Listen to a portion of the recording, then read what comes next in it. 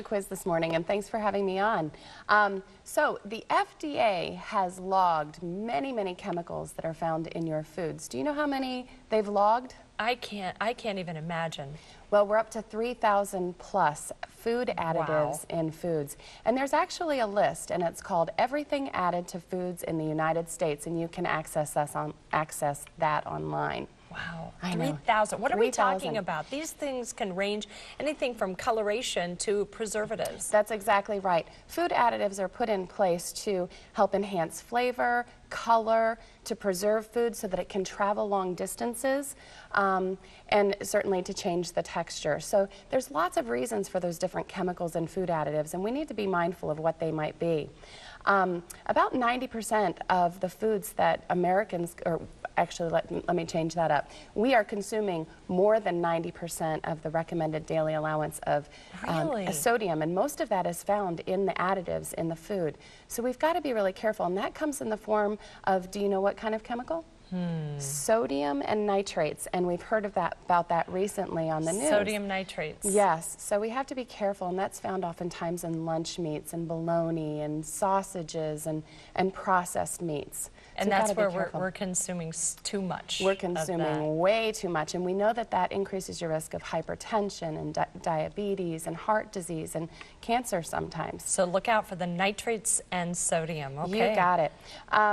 Some food additives are carcinogenic. Is that true or false? That means cancer-causing. Yes. I'm going to say true. That is absolutely true. We know that some of these food additives have been linked to tumors of the kidney, of the thyroid, of the liver. How did these things stay in products then? Well, the FDA has this list, as I mentioned to you, everything added to foods in the United States, and they've done some testing, and somehow, some way, it's made it through the testing. So you and I, we have to be advocates for ourselves. We have to really get to know our labels. We have to make sure that we understand the chemicals that are in our foods.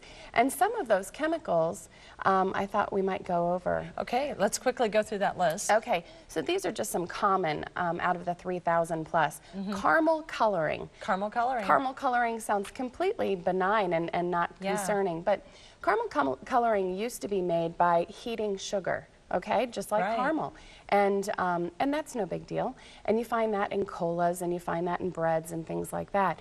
But now that we've removed sugar and we've replaced it with high fructose corn syrup, you cannot heat that high fructose corn syrup to make it the caramel color. Ooh. So instead, what they're using is they're using ammonia, and you know what we hear about when we're cleaning with ammonia. You don't want to consume it. That's a product that would be bad for us. That's right. And this has been linked to certain cancers, especially in animal research. Well, we know we have another list going ahead here with the common food additives, but we're not going to have time to go through all of them. So what we're going to do is we're going to list these on our website, and people can find more information about food additives, what to look for and try to avoid. Absolutely. When we're cooking and shopping for our families. Right. Connie, thank you. It's always good to see you. It's good to see you.